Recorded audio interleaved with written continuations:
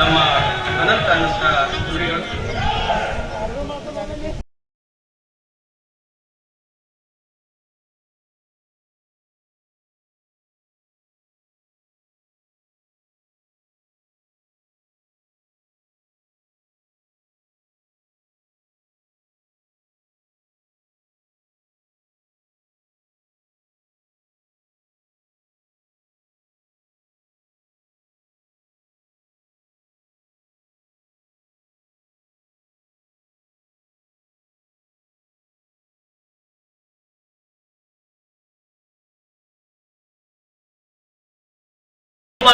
ಆಸೀನರಾಗಿರುವ ಪರಮ ಪೂಜ್ಯ ಸ್ವಾಮೀಜಿಯವರಿಗೆ ಶ್ರದ್ಧಾಪೂರ್ವಕ ನಮಸ್ಕಾರಗಳು.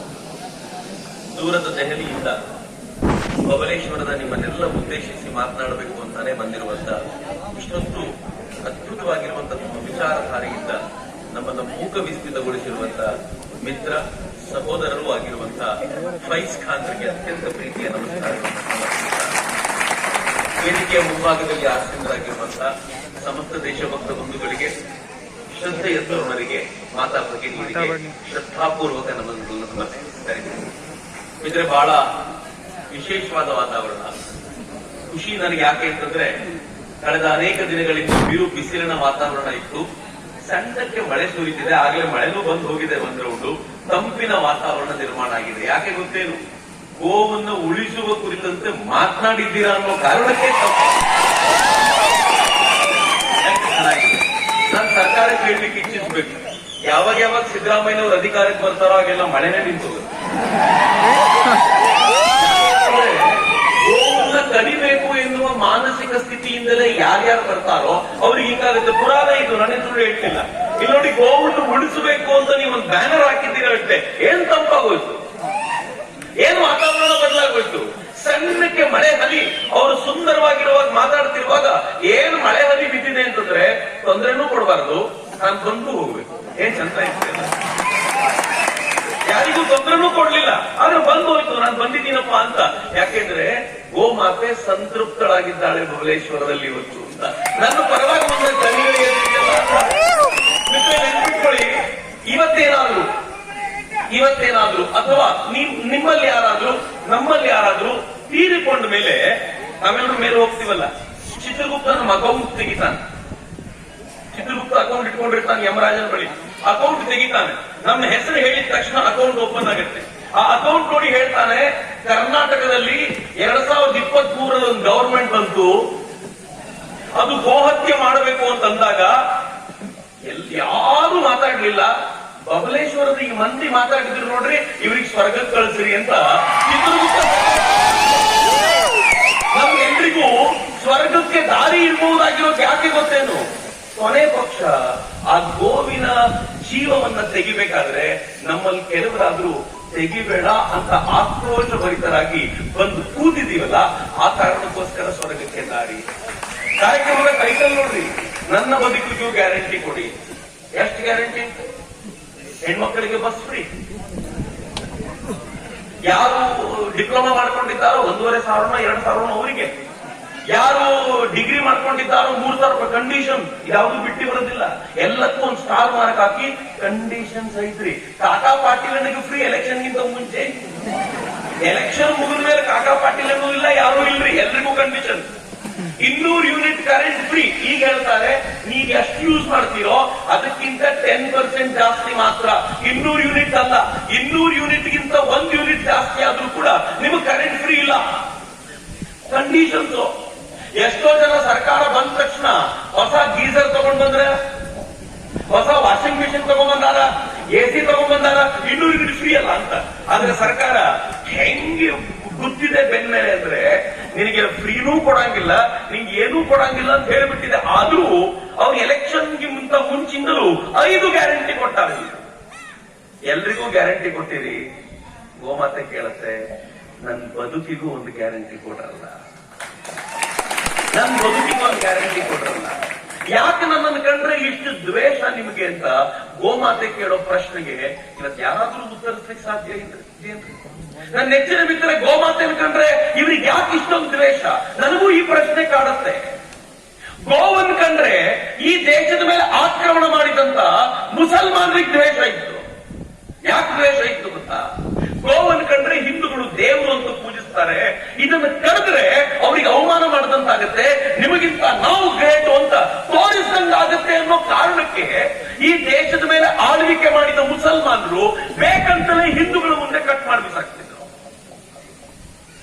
ಬೇಕಂತ ಮಾಡ್ತಿದ್ದು. ಆದ್ರೆ ಮುಸಲ್ಮಾನರ ಆಳ್ವಿಕೆ ಇಲ್ಲಿ ಗಟ್ಟಿ ಆಗ್ತಾ ಹೋದಂತೆ ಅವ್ರಿಗೆ ಗೊತ್ತಾಯ್ತು, ಹಿಂದೂಗಳ ಮೇಲೆ ನಾವು ಆಳ್ವಿಕೆ ಮಾಡಬೇಕು ಅಂತಂದ್ರೆ ಗೋವನ್ನು ಕಟ್ ಮಾಡಿದ್ರೆ ಸಾಧ್ಯ ಇಲ್ಲ, ಗೋವನ್ನೇನಾದ್ರೂ ಕಟ್ ಮಾಡಿದ್ರೆ, ಅದನ್ನ ನಾಶ ಮಾಡಿದ್ರೆ, ಅದರ ಹತ್ಯೆ ಮಾಡಿದ್ರೆ ಹಿಂದೂ ಎದ್ದು ನಿಲ್ತಾನೆ, ಅವನನ್ನ ಕಂಟ್ರೋಲ್ ಮಾಡೋದು ಕಷ್ಟ ಆಗತ್ತೆ ಅಂತ ಅನೇಕ ಮುಸಲ್ಮಾನ್ ರಾಜರು ಗೋಹತ್ಯಾ ನಿಷೇಧದ ಕಾನೂನನ್ನ ಜಾರಿ ಮಾಡಿದ್ರು.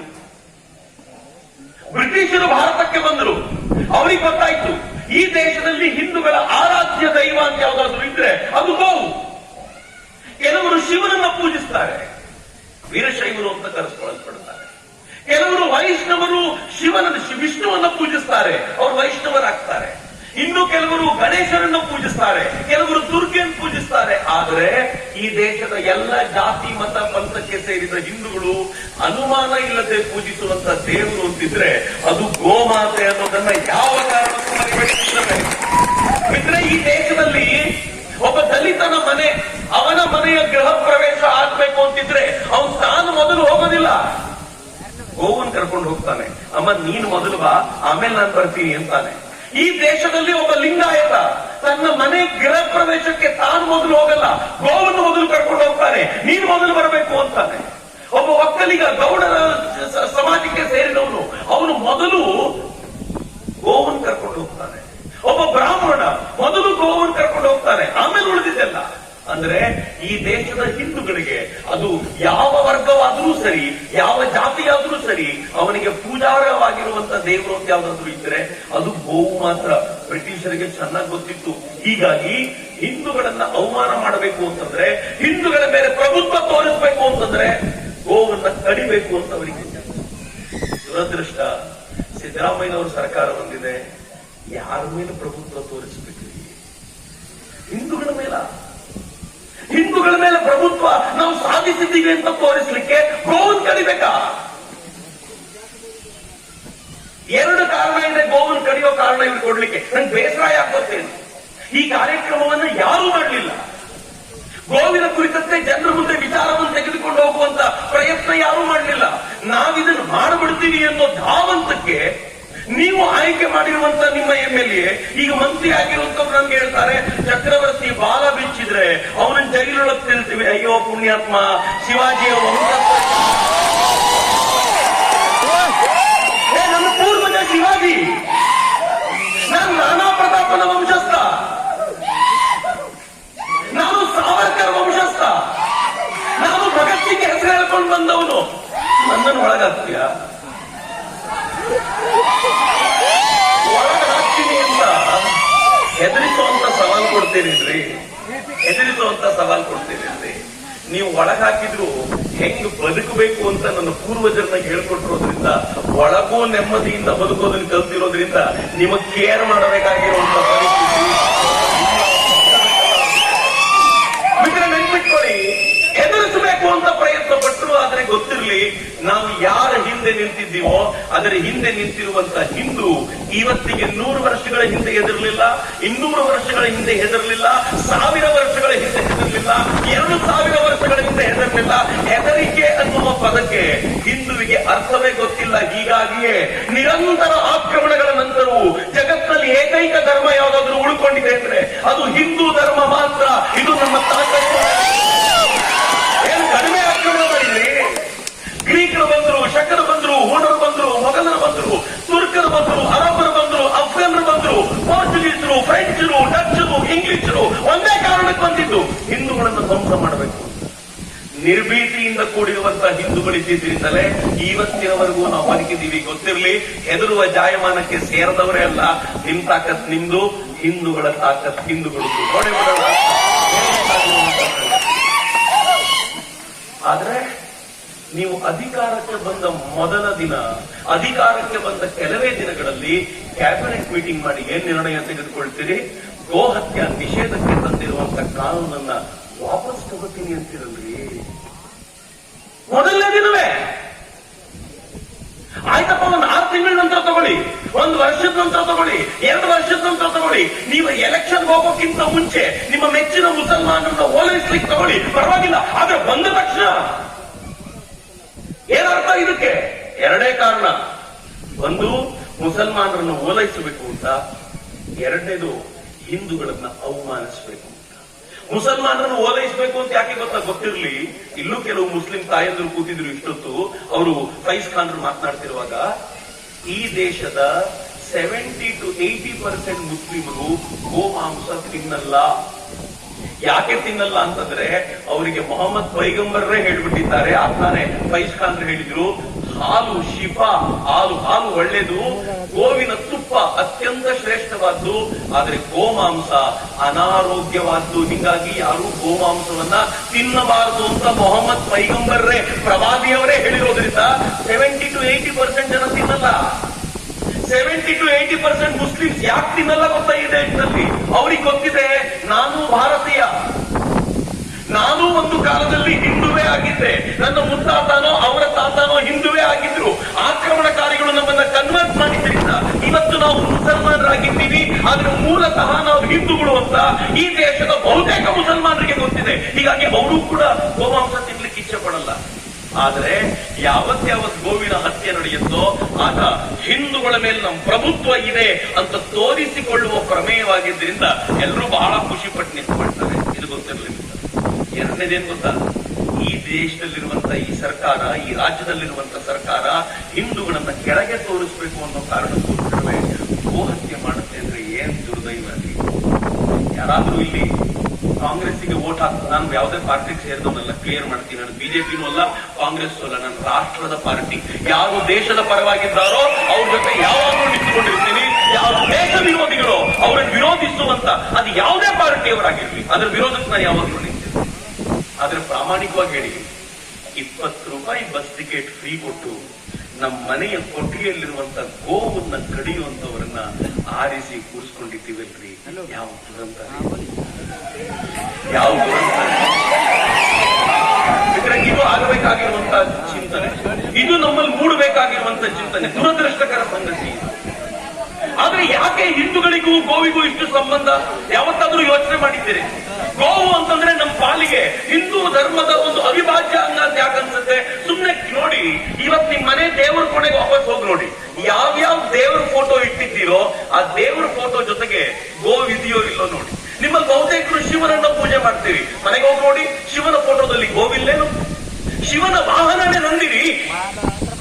ಪಾರ್ವತಿ ಆ ಹಸುವಿನೊಂದಿಗೆ ಬಂದಿರುವಂತ ಹೆಣ್ಮಗಳು, ಶಿವ ನಂದಿನ ಜೊತೆಗಿರುವಂತದ್ದು, ಕೃಷ್ಣ ಗೋಪಾಲಕ ಅವನು ಗೋವಿನ ಜೊತೆಗೆ ಇರ್ತಾನೆ. ರಾಮ ಹುಟ್ಟಿದ್ಯಾಕೆ? ವೈದ್ಯಗಳನ್ನು ಹೇಳಿದ್ರು, ರಾಮ ಹುಟ್ಟುವಾಗ ನಡೆದಂತಹ ಯಜ್ಞದಲ್ಲಿ ಪಂಚಗವ್ಯವನ್ನ ಸಮರ್ಪಿಸಿದ್ರು. ಆನಂತರ ಆ ಪಂಚಗವ್ಯವನ್ನ ಸಮರ್ಪಿಸಿದ ನಂತರ ಬಂದಿರುವಂತ ಹಾಲಿನ ಖೀರ್, ಹಾಲಿನ ಪಾಯಸವನ್ನ ತನ್ನ ಪತ್ನಿಯರಿಗೆ ತೆಗೆದುಕೊಂಡು ಹೋಗಿ ದಶರಥ ಕೊಟ್ಟ. ಹೀಗಾಗಿ ಯಾರು ಜೀವಾತ್ಮವೂ ಬರಲಿಲ್ಲ ಅಂತ ಹೇಳ್ತಿದ್ರು, ಆಕೆಯ ಗರ್ಭಕ್ಕೆ ಪರಮಾತ್ಮನೇ ಬಂದ ಅಂತ ರಾಮನ ಕುರಿತಂತೆ ಹೇಳಿದ್ರು. ಏನ್ ಸುಂದರವಾದ ಮಾತು.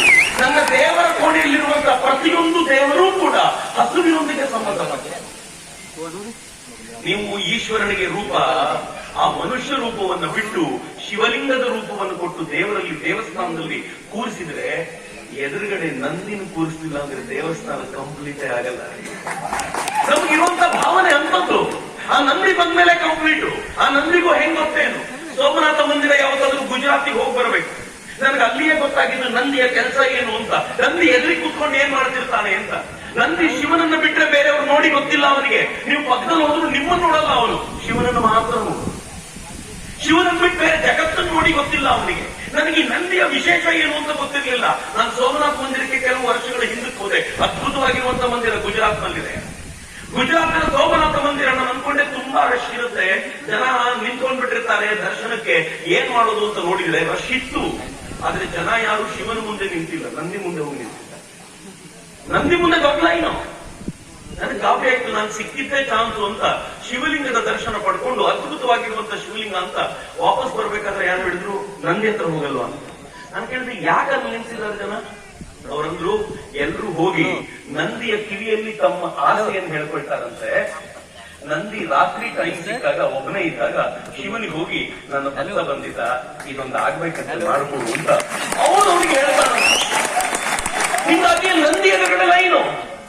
ಯಾವ ನಂದಿಯನ್ನ ಇವತ್ತು ಕರ್ನಾಟಕ ಸರ್ಕಾರ ಕಡಿಬೇಕು ಅಂತ ಹೇಳುತ್ತೋ ಆ ನಂದಿ ಶಿವನೊಂದಿಗೆ ರಾತ್ರಿ ವಾರ್ತಾಲಾಪ ಮಾಡ್ತಾನೆ ಅಂತ ನಂಬುವ ಜನರಿ ನಾವು. ಈ ನಂದಿಯನ್ನು ಕಡಿಬೇಕಾದ್ರೆ, ಈ ಹಸುವನ್ನ ಕಡಿಬೇಕಾದ್ರೆ ಒಬ್ಬ ಮಂತ್ರಿ ಪ್ರಶ್ನೆ ಮಾಡ್ತಾನೆ, ಮಿತ್ರರೆ ನಂಗೆ ಬಹಳ ನೋವಿದೆ, ನಾನು ತುಂಬಾ ಕಂಟ್ರೋಲ್ ಮಾಡಿ ಮಾತಾಡ್ತಿದ್ದೀನಿ, ಮಂತ್ರಿ ಆಗಿರೋ ಅನ್ನೋ ಒಂದೇ ಒಂದು ಕಾರಣಕ್ಕೆ ಆ ವ್ಯಕ್ತಿ ಏನ್ ಪ್ರಶ್ನೆ ಮಾಡ್ತಾನೆ ಗೊತ್ತಾ? ಎಮ್ಮೆನ ಕಡಿಬಹುದಾಗಿದ್ರೆ, ಕುರಿಯನ್ನ ಕಡಿಬಹುದಾಗಿದ್ರೆ ಹಸುವನ್ನು ಯಾಕ್ರಿ ಕಡಿಬಾರದು ಅಂತ ಪ್ರಶ್ನೆ ಮಾಡ್ತಾನೆ. ಅದಕ್ಕೆ ನಾನು ಉತ್ತರ ಏನ್ ಕೊಡಬೇಕು ಅಂತ ಎಕ್ಸ್ಪ್ಲೈನ್ ಮಾಡ್ತಾನೆ ಅವನು ಅಂತಂದ್ರೆ, ಉತ್ತರ ಕೊಡಬೇಕಾದ್ರೆ ಚಕ್ರವರ್ತಿಯವರು ಸೈಂಟಿಫಿಕ್ ರೀಸನ್, ಯಾಕ್ರಿ ಸೈಂಟಿಫಿಕ್ ರೀಸನ್ ಕೊಡ್ಬೇಕು ನಾನು? ಇದು ನನ್ನ ಪರಂಪರೆ, ಇದು ನನ್ನ ನಂಬಿಕೆ, ನನ್ನ ನಂಬಿಕೆ ಕೈ ಹಾಕೋದಿದ್ರೆ ಕೈ ಕತ್ತರಿಸ್ತೀನಿ ಅಂತ ಹೇಳುವಂತ ಅಧಿಕಾರ ಬೇರೆಯವರಿಗೆಲ್ರಿಗೂ ಇರಬೇಕಾದ್ರೆ ಹಿಂದೂವಿಗೆ ಹಾಕಿಲ್ಲ. ಯಾವುದೋ ಒಬ್ಬ ಮತ ಪಂಥಕ್ಕೆ ಸೇರಿದವನು ಒಂದು ಪುಸ್ತಕವನ್ನ ನನಗೆ ಅತ್ಯಂತ ಶ್ರೇಷ್ಠ ಅಂತ ಭಾವಿಸ್ತಾನೆ. ಈ ಪುಸ್ತಕದಲ್ಲಿ ಏನಿದೆ ಅನ್ನೋದನ್ನ ಸೈಂಟಿಫಿಕಲಿ ಎಕ್ಸ್ಪ್ಲೈನ್ ಮಾಡುವಂತ ಯಾವತ್ತಾದ್ರೂ ಕೇಳಿದ್ದೀವಿ? ಯಾವತ್ತೂ ಕೇಳಲಿಲ್ಲ. ನಾವು ಹೇಳ್ತೀವಿ ನಿನ್ನ ನಂಬಿಕೆಗೆ ಗೌರವ ಕೊಡ್ತೀವಿ, ಹೀಗಾಗಿ ಆ ಪುಸ್ತಕವನ್ನ ಪ್ರಶ್ನೆ ಮಾಡಲ್ಲ. ಕೆಲವರು ಹೇಳ್ತಾರೆ ಇವರನ್ನ ನಾವು ನಂಬ್ತೀವಿ, ಇವರು ನಮ್ಮ ಪ್ರವಾದಿಗಳು, ಇವರು ನಮ್ಮ ಗುರುಗಳು, ಇವರು ನಮ್ಮ ದೇವರು. ಯಾವತ್ತಾದ್ರೂ ಪ್ರಶ್ನೆ ಮಾಡಿದ್ದೇವೇನು? ಇವ್ರ ಬಗ್ಗೆ ಸೈಂಟಿಫಿಕಲಿ ಹೇಳಿ, ಇವ್ ಯಾಕೆ ನಿಮ್ ಗುರುಗಳು ಅಂತ ಕೇಳಿದ್ದೀವೇನು? ಯಾವತ್ತೂ ಇಲ್ಲ. ಅವ್ರ ನಂಬಿಕೆ ರೀ. ಅವರ ನಂಬಿಕೆ ಅನ್ನೋ ಕಾರಣಕ್ಕೋಸ್ಕರ ಅವರ ಪುಸ್ತಕವನ್ನು ಪ್ರಶ್ನಿಸಲ್ಲ, ಅವರ ದೇವರನ್ನ ಪ್ರಶ್ನಿಸಲ್ಲ. ಹಾಗಿದ್ಮೇಲೆ ನಮ್ಮ ನಂಬಿಕೆಯಾಗಿರುವಂತ ಗೋವನ್ನ ಪ್ರಶ್ನಿಸೋ ಅಧಿಕಾರವನ್ನ ನಿಮಗೆ ಯಾರು ಕೊಟ್ಟಿದ್ದು ಎನ್ನುವ ಪ್ರಶ್ನೆಯನ್ನ ಹಿಂದುವಾಗಿ ಕೇಳಿಲ್ಲ ಅಂದ್ರೆ ಏನಾಗ್ತದೆ? ಅಂದ್ರೆ ಗೋವು ನಮಗೆ ಬರೀ ದೇವರ ಕೋಣೆಯಲ್ಲಿ ಕೂರಿಸಬೇಕಾಗಿರುವಂತ ವಸ್ತು ಅಷ್ಟೇ ಅಲ್ಲ.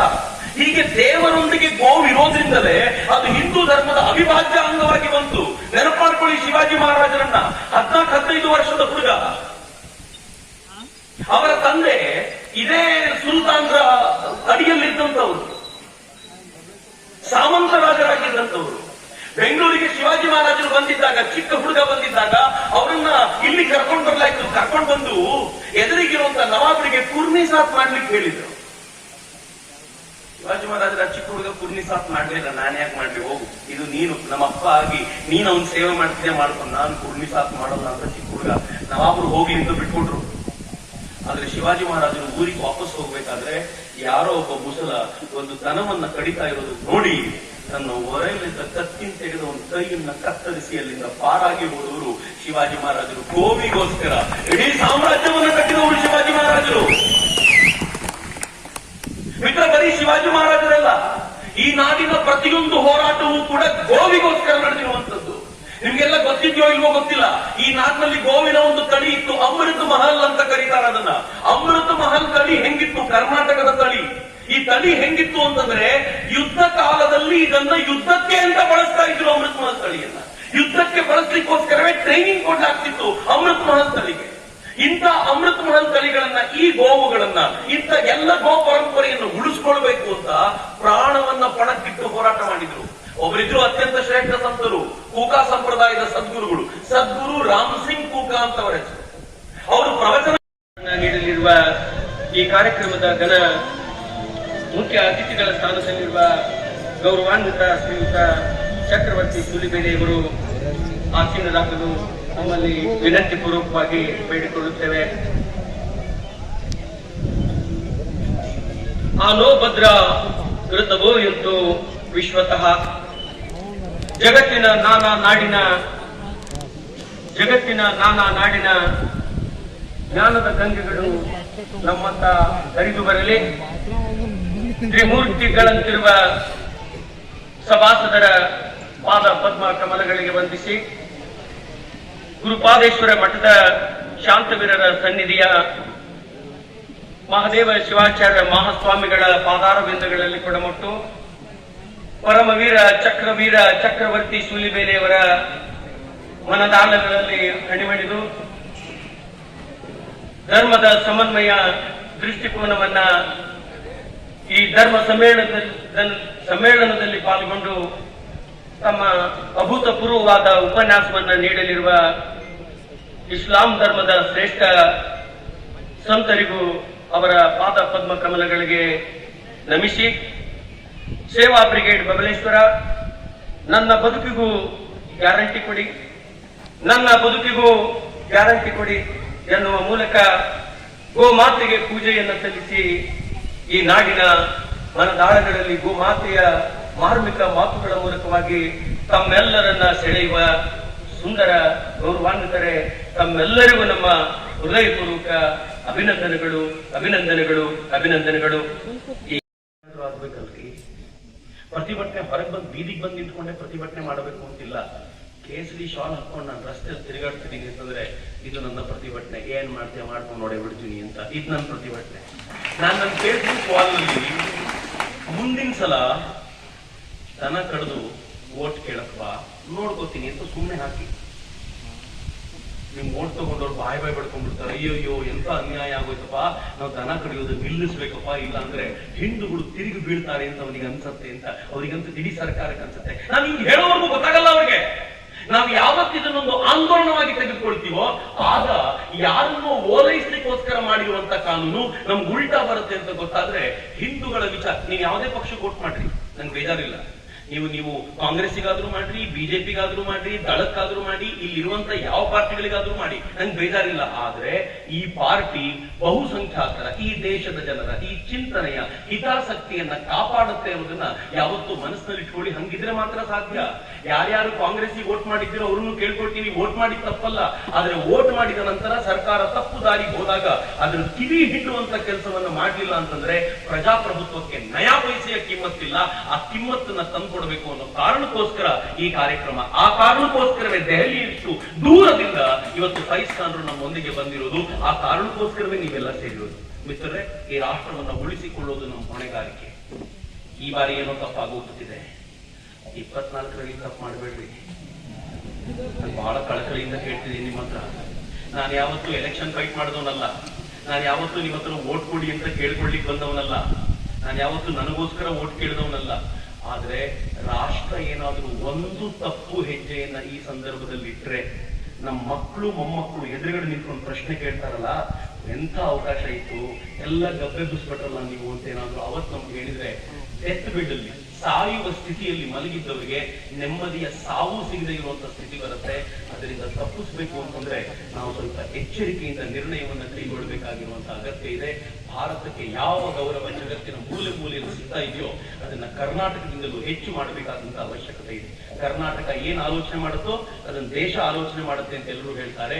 ಆ ತರದ ವಾತಾವರಣವನ್ನ ನಾವು ಸೃಷ್ಟಿ ಮಾಡೋಣ ಅಂತ ಎಲ್ರಿಗೂ ಕಳಕಳಿಯಿಂದ ಕೇಳ್ಕೊಳ್ತಾ ನೆಚ್ಚಿನ ಮಾತುಗಳನ್ನ ಆಲಿಸಿ ನಿಮ್ಗೆಲ್ರಿಗೂ ಪ್ರೀತಿಪೂರ್ವಕ ವಂದಿಸ್ತೀನಿ. ಒಂದ್ಸಲ ಭಾರತ ಮಾತಾಕ್ಕೆ ಜೈ ಉತ್ತರ ಉಚ್ಚ ಕಂಠದಲ್ಲಿ ಕೊಡ್ತೀರಾ? ಎರಡು ಕೈಗಳನ್ನ ಗಾಳಿಗೆ ಬೀಸನ ಜೊತೆ ಕೊಡಿ. ಓ ಭಾರತ್ ಮಾತಾ ಕಿ ಜೈ! ಓ ಭಾರತ್ ಮಾತಾ ಕಿ ಜೈ!